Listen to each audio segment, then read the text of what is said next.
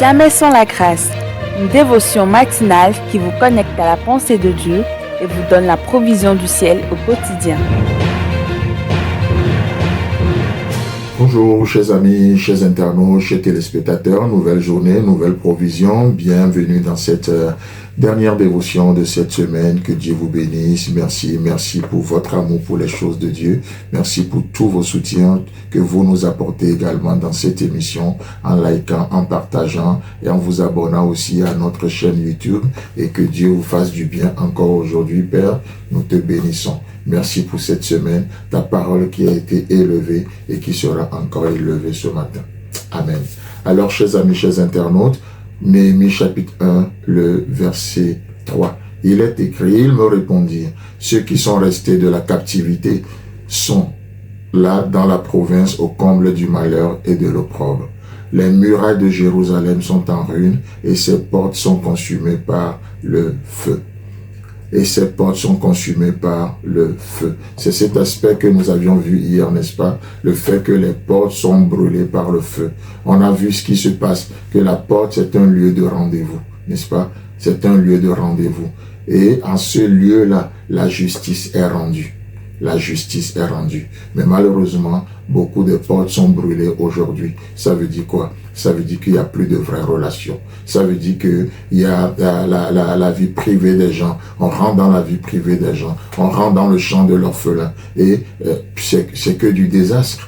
C'est que du désastre. Et nous sommes appelés à rebâtir non seulement les murailles, mais à poser aussi ces portes-là de nouveau. Et la porte par excellence, c'est comme on l'a vu hier, n'est-ce pas? C'est la justice que nous donne l'œuvre accomplie. Alors, que les portes soient brûlées, ce n'est pas une fin en soi. Ce n'est pas une fin en soi. Que si vous remarquez que les portes sont brûlées dans vos vies, dans vos relations, c'est votre propre justice qui domine. C'est vous qui faites la loi. Non, laissons juste la place à la parole de Dieu. Peu importe le constat. J'ai une bonne nouvelle pour vous ce matin.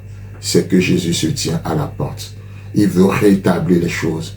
Il veut rétablir. Il se tient à la porte. Il tient aux portes de nos vies, aux portes de nos cœurs. N'est-ce pas ce que nous voyons dans Apocalypse chapitre 3, le verset 20? Il est écrit, voici, je me tiens à la porte et je frappe.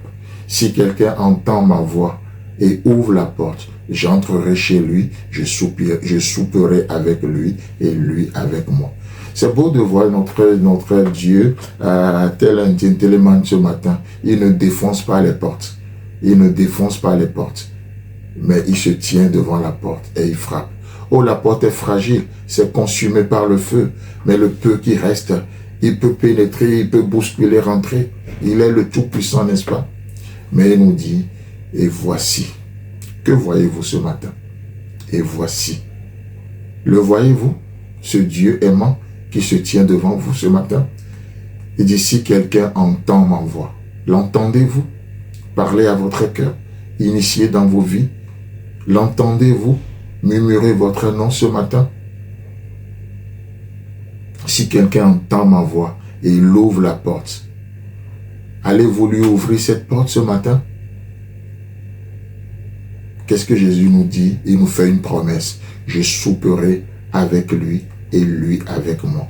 Oh, quelle communion retrouvée. La communion perdue autrefois est retrouvée. La communion perdue autrefois est retrouvée. Et le Dieu de paix est avec nous. Et ce Dieu de paix nous conduit dans ce projet de construction, de bâtir. D'ailleurs, c'est pour ça que dans Apocalypse chapitre 21, le verset 12, Apocalypse chapitre 21, le verset 12, il est écrit, il parlait de la Nouvelle Jérusalem, elle avait une grande et haute muraille. Elle avait 12 portes. Et sur les portes 12 anges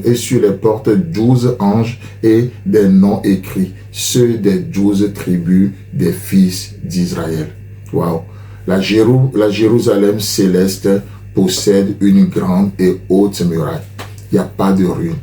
Il ne se fera ni tort ni dommage sur toute la montagne sainte. Vous savez pourquoi? Parce que la terre sera remplie de la connaissance de l'Éternel.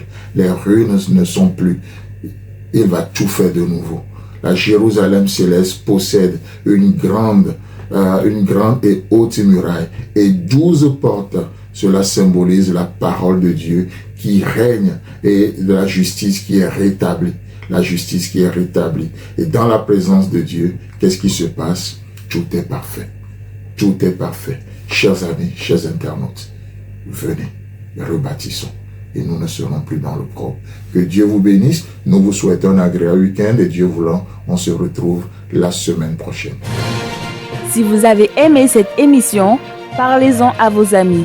Parlez-leur du message de la grâce et de ce qu'il fait dans vos vies. Pour un sujet de prière, une question ou pour devenir partenaire, contactez-nous au 00229 94 75 80 20. Que Dieu vous bénisse et à la prochaine. En attendant, pensez avec Dieu.